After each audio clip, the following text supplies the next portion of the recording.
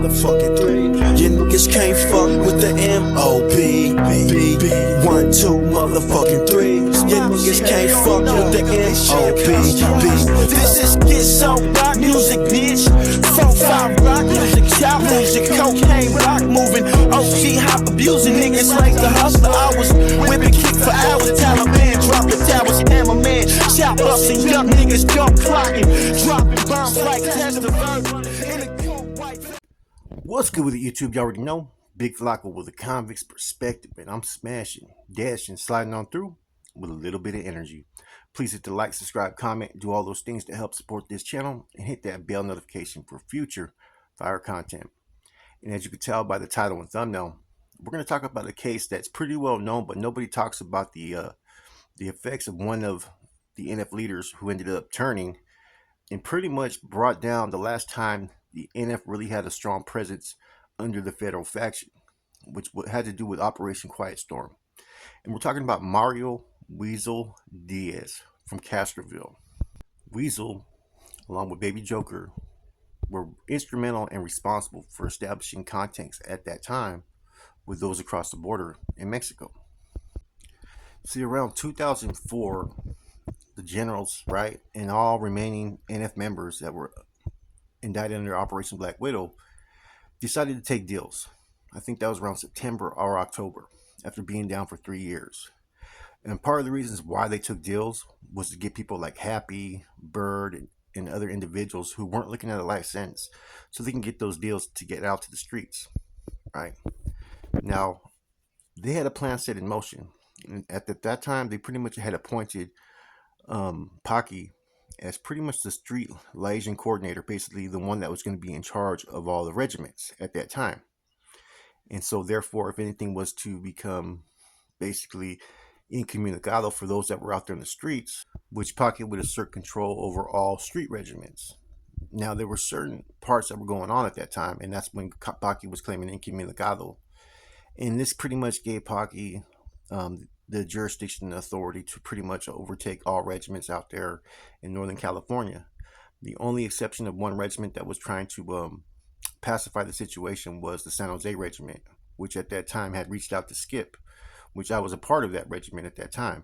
And the whole thing is we weren't trying to give up our resources or what we had established to Salinas to run our operations. And there's even an article that pretty much suggests that the Salinas Regiment was plugging every other regiment except for the San Jose Regiment.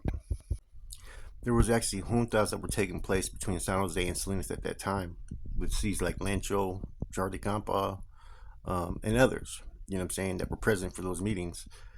And basically it was trying to work through the issues of who was falling under what command and whatnot, because like I said, Paqui was putting pressure on the San Jose Regiment.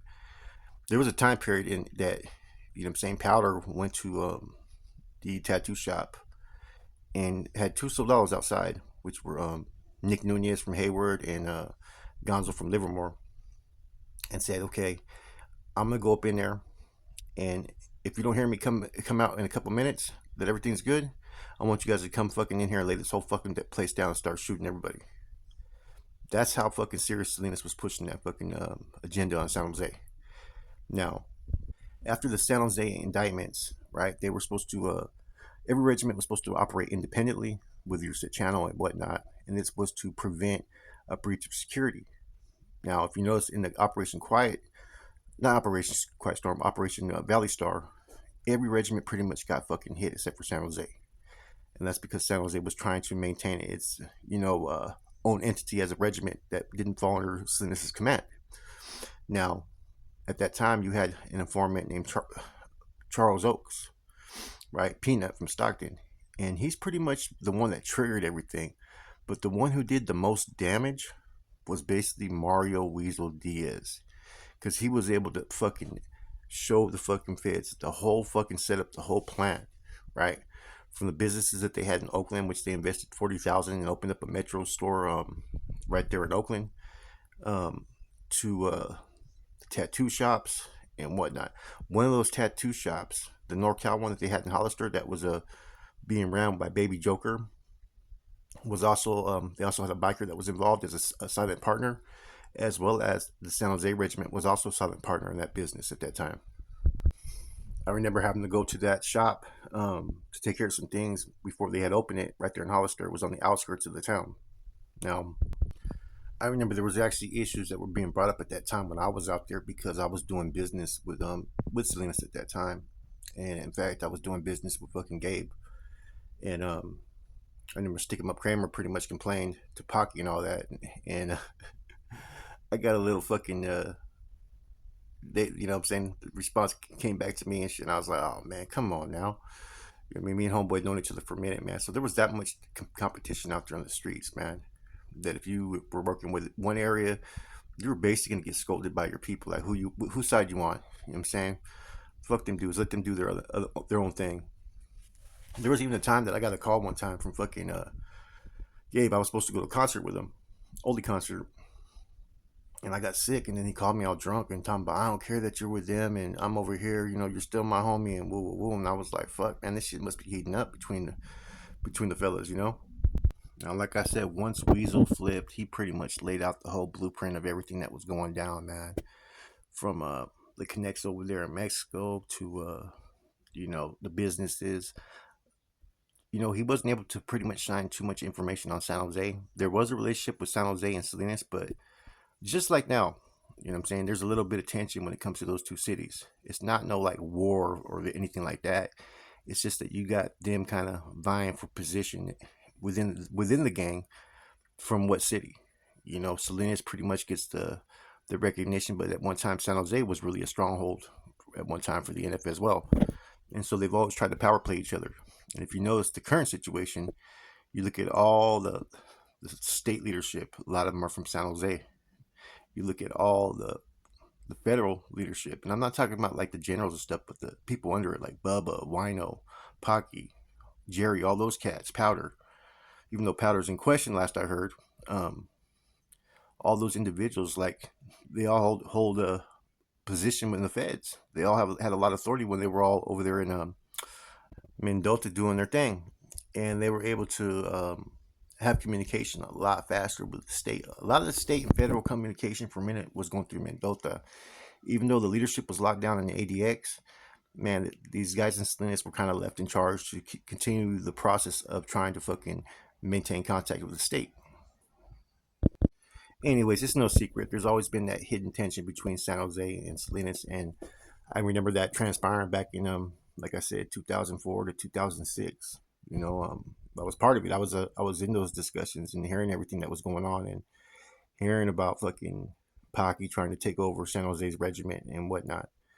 But that's why they were unscathed during Operation Valley Star, was basically because of that right there. Was we kind of isolated ourselves from Salinas at that time and only had limited dealings when we had to, you know. But there was pressure coming from Salas, you know, and I knew all those dudes, which was unfortunate. Now, because I had previously functioned with Salinas and because I was doing business with Salinas, when they all got indicted, I think about 6 months later, when they were running the investigations for, you know what I'm saying, the defendants on Operation Valley Star, an actual private investigator for their team actually contacted me because apparently when you get indicted, they don't reveal who the person informant is that's telling until trial. So they were trying to possibly find out whoever it possibly could have been who was associated maybe to bring these indictments. And so because of my affiliations, they already knew Charlie Oaks was one just by some of the court transcripts, but there was a couple that they didn't know of. And so I remember coming home from my house one time and there was a fucking card and I ended up calling the number and it was a federal investigator, you know, that worked for the defense. And they were asking me those questions, you know, that basically told me that before you go to trial, they don't tell you till the last minute who the informant is. And so we just have a couple questions and we just want to ask you, are you involved in this case? And I said, no. I told the private investigator, like, hey, tell such and such I send mines, and this everything else is all personal is what I told them, you know, which I was referring to like Lencho and all them cats, my issues with them. So in any event, you gotta remember, Weasel I didn't know too much about. I know he was involved in some music. I think he had done some time, but I do think that he was recruited maybe as a C out there on the streets. At that time, a lot of dudes that were made out there on the streets as carnals had done prison time, but on the streets they got recruited. Cyclone, Whale, Charlie, I can name all kinds of them. They had to go through the probationary period, and that's why I said later on there was a lot of question marks about certain people who got recruited during a certain time frame, because that's when the state was trying to affirm their leadership role. Why those that were under the federal faction at that time, you started to see a little bit of tension. They kind of felt like that the feds were doing whatever they wanted, and that those in the state weren't eating. So it all basically came down to money. Now, Ashley always gets recognized as the main informant as far as an Operation Black Widow, and he's always looked at as one of probably the worst turncoat besides Death Row Joe, maybe against the O, right? Okay. Now Weasel is pretty much up there as well, man, for the information he was able to provide and testify to. It fucking had a major impact on that case, man.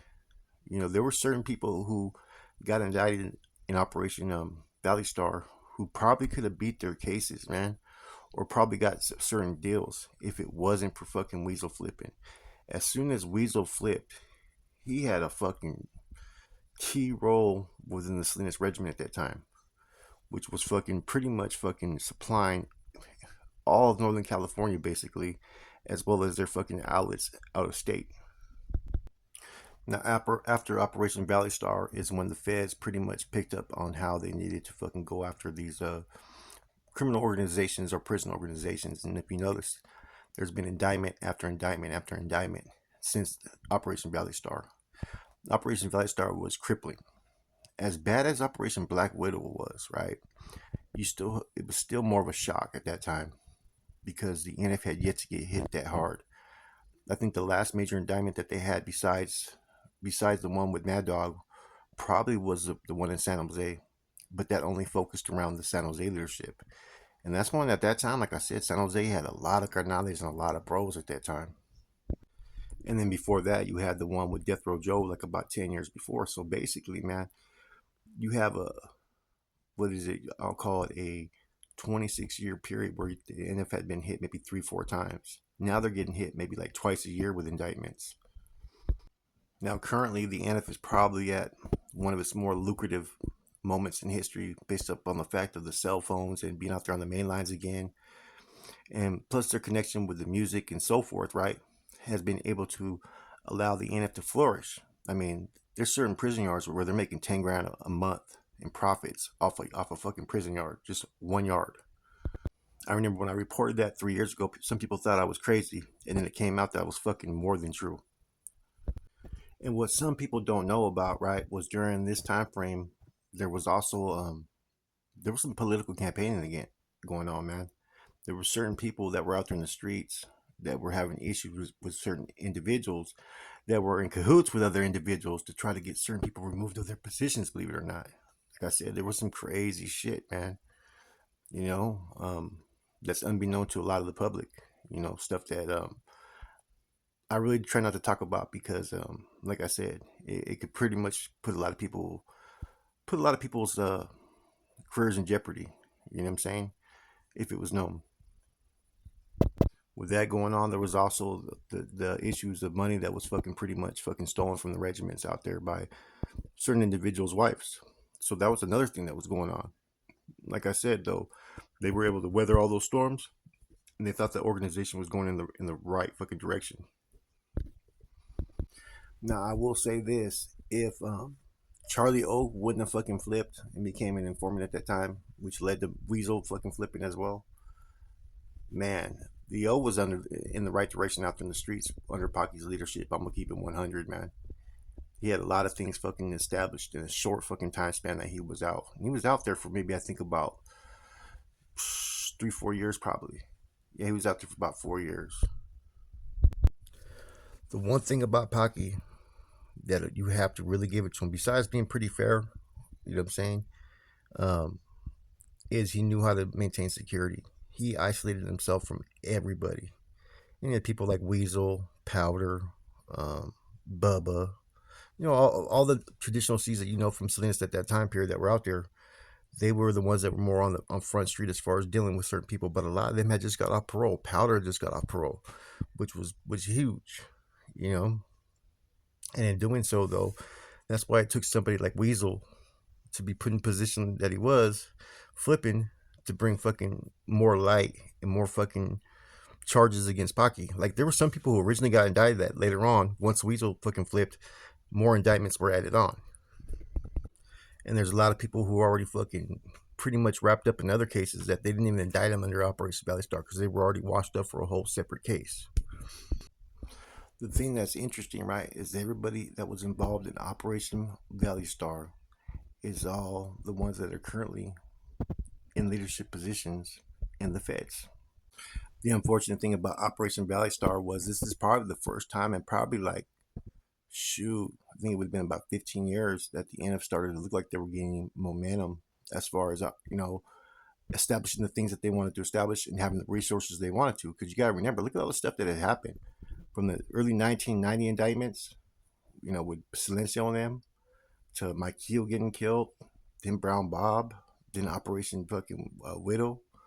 All that shit took its toll, man.